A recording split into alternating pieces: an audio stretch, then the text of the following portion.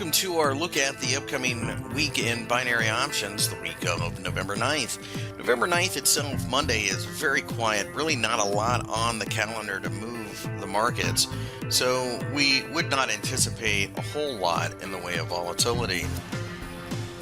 The 10th, Tuesday, brings in inflation report hearings out of the UK, so that can move perhaps the FTSE and the British pound. Later on in Tuesday, we have import price index out of America. That can move a little bit in the way of the stock markets, but truthfully do not look for much. November 11th on Wednesday becomes a lot more interesting with employment numbers coming out of the UK, obviously a British pound and FTSE related event. As we get into the 12th, we have Draghi speaking going into the 12th, and then the 12th itself, we have various minor announcements that probably will just give us a general idea of the health of the markets and not much more.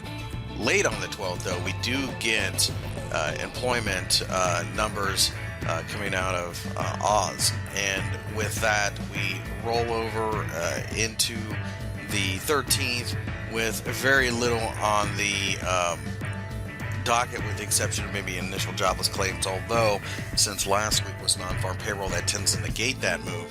We do have crude oil stock exchange, so that of course can move the value of the oil markets. And then finally, on Friday the 13th, we have GDP out of Germany, which of course is a DAX and Euro related type of announcement.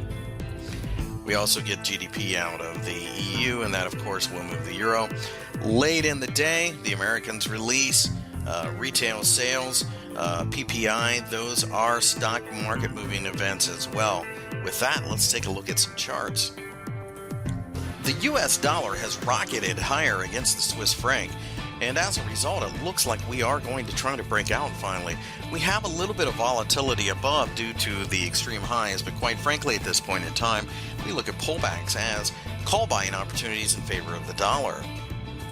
With a strengthening dollar, precious metals do get hit. Silver certainly is suffering. Probably going to go down to about $14 by the end of the week if we get any type of momentum at all. Look for short-term rallies to start buying puts, as this market most certainly looks very vulnerable. The FTSE tried to rally during the week but gave back most of the gains, so it looks right now we're probably going to go into a larger consolidation area with support and resistance, the fair value, if it were, being at 6,300. Ultimately, we think shorter-term traders will play the bounce. Longer-term traders may wait for a breakdown below there to start buying puts. With that, we've taken a look at the upcoming November 9th trading week.